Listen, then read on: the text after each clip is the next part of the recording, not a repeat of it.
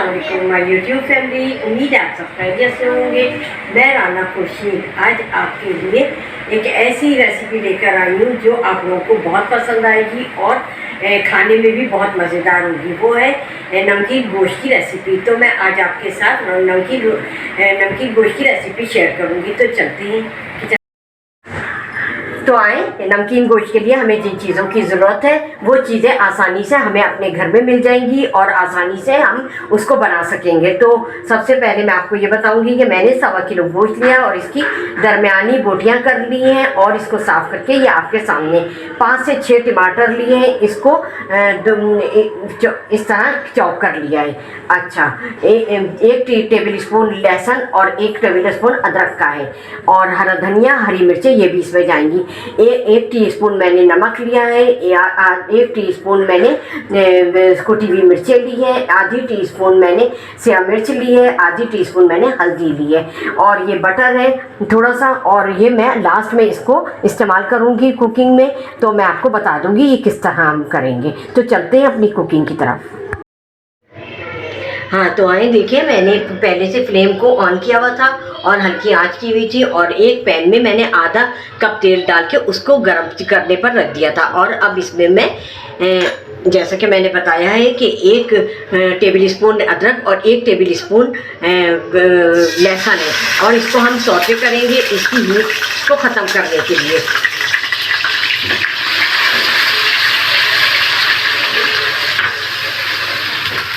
Flame को थोड़ा सा लो, थोड़ा सा हाई करेंगे। इसको इसकी हीट और इसको सौटे करेंगे, इसको की हीट को ख़त्म करेंगे। उसके बाद हम इसमें गोश्त ऐड करेंगे।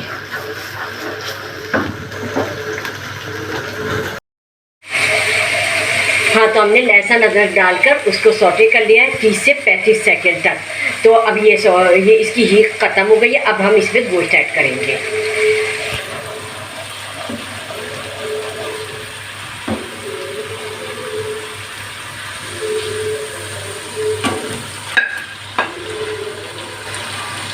अच्छा, अब हमने गोश्त को इसमें डाल दिया है और अब हम इसे 5 से 10 मिनट तक इतना भूनेंगे कि इसका कलर चेंज हो जाए।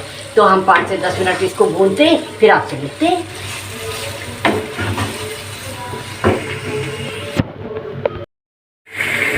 तो आए देखिए, हमें 5 से 10 मिनट हो गए हैं गोश्त को भूनते हुए और इसका देखिए कलर भी चेंज हो गया। और अब हम इसमें बाकी के मसाले वगैरह डालेंगे। तो सबसे पहले मैं इसमें टमाटर ऐड करूंगी,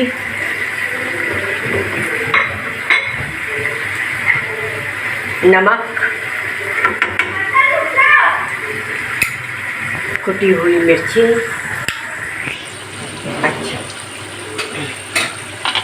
ये थोड़ी काली मिर्ची डालूंगी और बाकी बाद में डालूंगी, पूरी नहीं डालूंगी। अच्छा, ये हल्दी चलेगी और मैं इसमें थोड़ा सा पपीता डालूंगी। और पपीता डालने की वजह ये है कि गोश्त जल्दी भी गलता है और गोश्त का बादीपन भी ख़त्म होता है। तो आप लोग भी कोई भी कुर्बानी का गोश्त, कुर्बानी के गोश्त के लिए बात कर रही हूँ मैं, कि कुर्बानी का गोश्त कोई भी बनाए उसमें थोड़ा सा आप 1 टेबल स्पून जो है वो पपीता ज़रूर डालें ताकि उसका बादीपन ख़त्म हो जाता है। आपने देखा होगा जब भी वो हम लोग है ना कुर्बानी का गोश्त बनाते हैं तो हम लोग के बहुत से लोग शिकायत करते हैं कि हमारे दांतों में तकलीफ हो गई। वो गोश्त की बादीपन से होता है, तो इससे बादीपन ख़त्म होता है। ठीक है। अच्छा, अब मैं इसको थोड़ा सा और भूनूंगी और फिर इसमें पानी ऐड करूंगी। तो मैं 5 मिनट इसको भून के फिर मैं आपको बताती हूँ। थोड़ा सा हरा धनिया इसमें डालूंगी और थोड़ा गार्निशिंग के लिए बचा लूँगी। और इसी तरह मैं थोड़ी हरी मिर्चें इसमें ऐड करूँगी और थोड़ी बचा लूँगी गार्निशिंग के लिए। और अब इसको अच्छी तरीके से मिला दूँगी। अच्छा, अब मैं इसमें 1 जग पानी डालूंगी और इसको बंद कर दूंगी ताकि ये अच्छी तरीके से हमारा गोश्त, और बल्कि हम बीच बीच में इसको चेक करते रहेंगे। अगर हमें पानी की और ज़रूरत होगी तो हम पानी और ऐड करेंगे। हम इसका ढकना ढक देते हैं और इसको बॉयल आने तक अभी हम तेज़ आंच पे करेंगे। उसके बाद जब बॉयल आ जाएगा पानी में तो हम स्लो आंच कर देंगे। स्लो पे बहुत अच्छा गोश्त गलता है। तो आए वो देखते हैं गोश्त कहाँ तक गला। और आप ये देख रहे होंगे इस पे वेट मैंने ढकने पर रखा है। वेट रखने से भी गोश्त जल्दी गलता है। अब हम पहले वेट को हटाएंगे, उसके बाद इसके ढक्कन को हटाएंगे और हम चेक करेंगे कि हमारा गोश्त जो है वो कहाँ तक गला। अभी तो इसमें पानी है। नमकीन गोश्त का जो नमकीन गोश्त बनाते हैं हम, इसका गोश्त बिल्कुल गला हुआ होना चाहिए। नहीं, अभी थोड़ा और गलेगा। ये आपको पानी इसमें नज़र आ रहा होगा, ये पूरा पानी ख़त्म होगा तब हम इसको, ये गल चुका हुआ। और हमने जो है टमाटर जो डाले थे उसकी स्किन देखिए हमने निकाल ली है डालने के बाद, और उसके बाद ये पक रहा है इसमें। तो अब हम ये पानी ख़त्म होने का इंतज़ार करेंगे और बीच में चेक कर लेंगे। अभी हमारा गोश्त जो है अभी गलना बाकी है।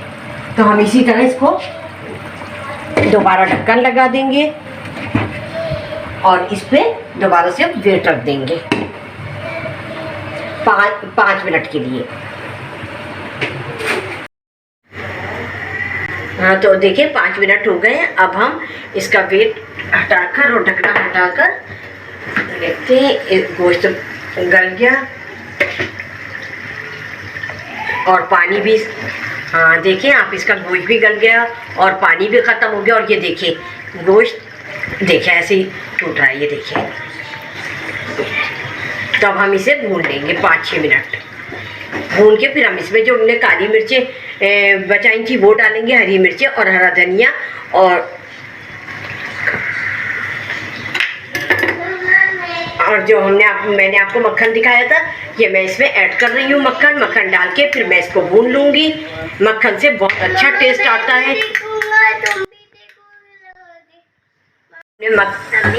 तो देखिए हमने मक्खन ऐड कर दिया और अब हम इसकी बुनाई करेंगे। जब ऑयल जो है वो सेपरेट हो जाएगा तो समझ लें कि बुनाई हो गई है।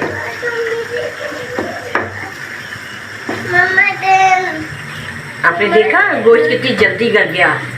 अच्छा, इसी तरह गोश्त गलाने के लिए मैं आपको एक और टिप देती हूँ। जो हमारा जो ये लहसुन का बंच होता है, इसमें बीच में एक डंडी होती है, तो वो डंडी निकाल के भी हम डाल देंगे तो हमारा गोश्त गल जाएगा।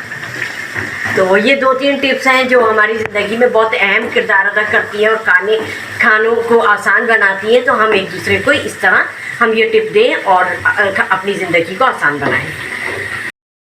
तो देखें आपको ये नज़र आ रहा होगा तेल सेपरेट हो गया है। तो हमारा जो वो गोश्त है वो बिल्कुल भुन गया है और डन हो गया। अब हम इस स्टेज पे जो हमने काली मिर्चें बचाई थी वो हम ऐड कर देंगे और हरी मिर्चें ऐड करेंगे और थोड़ा हरा धनिया इसमें डाल के हम गार्निशिंग में डाल देंगे और हम इसे अच्छी तरीके से चला लेंगे और डिश आउट कर देंगे।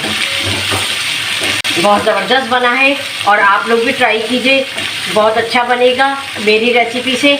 और मुझे फीडबैक कीजिएगा कि आपके ये नमकीन गोश्त कैसा बनाए। मुझे इंतज़ार रहेगा और आप लोग मेरे खानों की तारीफ़ करते हैं, फीडबैक करते हैं। मैं उसका आप लोगों को बहुत बहुत शुक्रिया अदा करना चाहती हूँ।